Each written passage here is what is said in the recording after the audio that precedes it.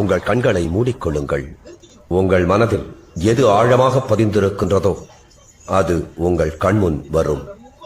It can be anything in this world. நமக்கு சோறு தான் முக்கியம். உனக்கு பிடிக்குமா? எனக்கும் பிடிக்கும். சாப்பிட்டுக்கிட்டே இருப்பியா? ஊரெல்லாம் ஓடி அலைஞ்சு உழைச்சு சம்பாதிக்கிறது எதுக்கு? இதுக்கு தானே.